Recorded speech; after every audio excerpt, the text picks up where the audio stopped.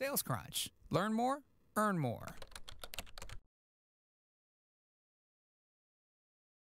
So you guys are known for teaching people how to generate leads, and I think you eat your own dog food. How many leads a month do you guys generate with your blog, for example, or just in total? So last month we had a record lead month. We had almost 39,000 people fill out web forms to download kits, participate in webinars, request demos, request inbound marketing assessments. So those are almost 40,000 people that expressed an interest in the content that we've created. Because in a lot of respects, if you're selling a product where your website's not a transaction vehicle, you're not swiping a credit card, you need to get people to raise their hand and tell you who they are. Right? You need that person to convert, so they give you their email address, they give you their name.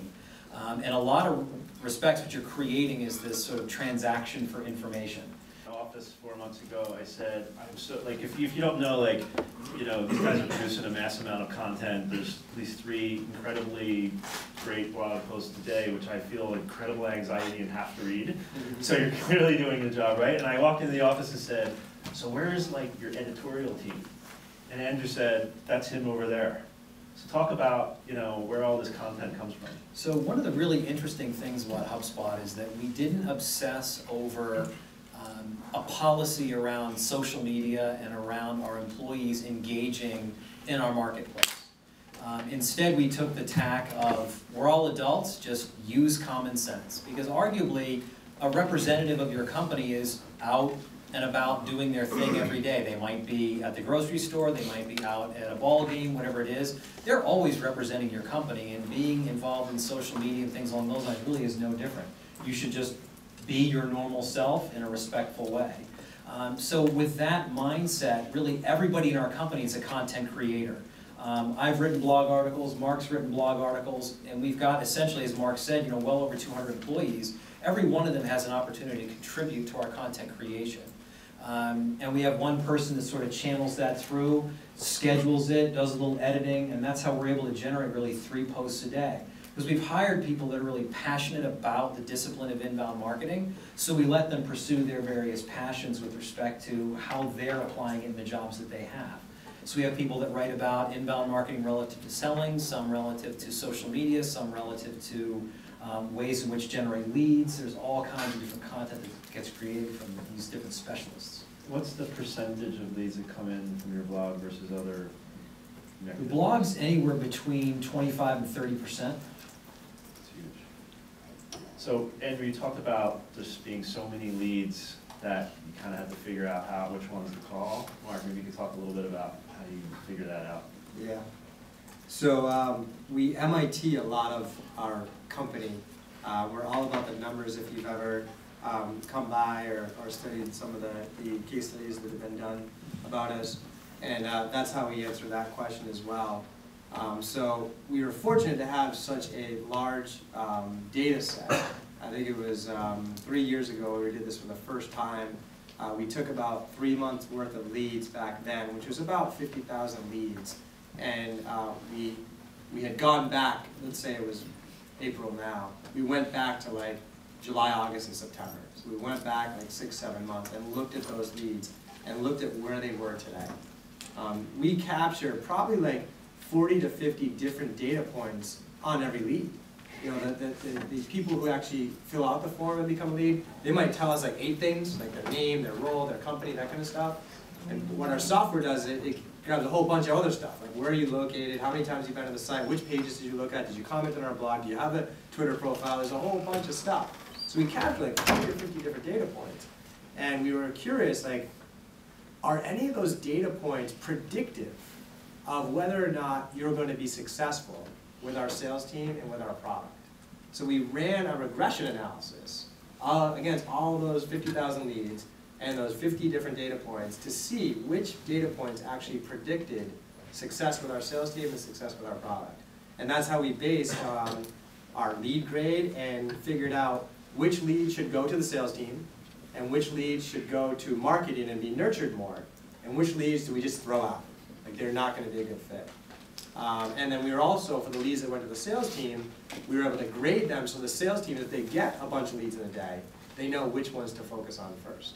And it's really weird things like if you filled out, we have an open-ended question called the biggest marketing challenge. And if you fill that out, you were like 2 times more likely to buy. And if you mention the word leads in that response, you were like 5 times more likely to respond. So like things you could never guess, but you know, it's that type of analysis that allows you to answer Sean's question with a lot more science and optimize your business. So, and what percentage of leads went to the sales team of the 39,000?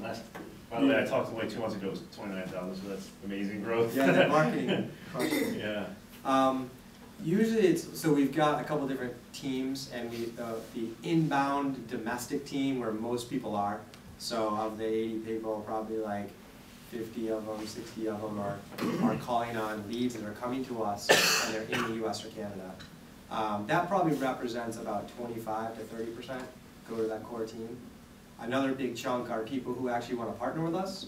So you may notice if you ever fill out a form, there's a little checkbox that says, would you be interested in reselling HubSpot? Those don't go to our core team. We have a separate team of 8 individuals that specialize in helping people to build a business around HubSpot, make money on top of HubSpot. So that's probably about 20%. And then we have a few people selling internationally. They're based here in Boston. They just work weird hours. And we were in probably 31 countries today, about 200 customers. And that's probably about 25, 30%. And there's another segment of folks that are like e-commerce sites, but that's how it breaks down. So once it gets to the sales team, it's pretty qualified, safe to say. 50 data points, you're figuring out these are real before you get them. What's the process that someone goes through? You know, how many times do you call them? What are you saying to them? How many times is too little? How many times is too much? Sure, so what we've really uncovered is that it's about 8 touch points is typically how we structure it. And it's a voicemail email sequence, because in a lot of respects, they've come to us, so we're willing to leave voicemails, which in a lot of sales organizations, they typically train you don't leave a voicemail. But because of the nature of the lead and the way it's coming in, we've actually embraced voicemail, so we have this voicemail email cadence that we do. And we use a technique where our first foray gives a little bit of a tip on something they might do to improve their presence, because people are used to learning things from us, so we leverage that. This sort of thought leadership approach, so we take that approach with our sales team. We teach them all really how to be experts in inbound marketing. So they'll make a little tip, and then they'll sort of leave a similar tip in the email. And then they up the ante a little bit in the next one, and we up the ante a little bit more in the third one. And then if they haven't responded to us all, we do a breakup. We basically send a message that says, it seems like generating leads from your website is not a priority right now. So I'm going to stop contacting you in this way. If you're interested in talking anymore, then let us know. And it's amazing how many people connect at the breakup. It's an interesting phenomenon. So that's kind of how our cadence works. I would say we probably get a good 20% will respond to the first foray. If you don't get that, you maybe get 40 to 50 in the next one. We probably get a good 30 to 40 happening on the back end. And then there's usually maybe 10% that never respond, which is interesting.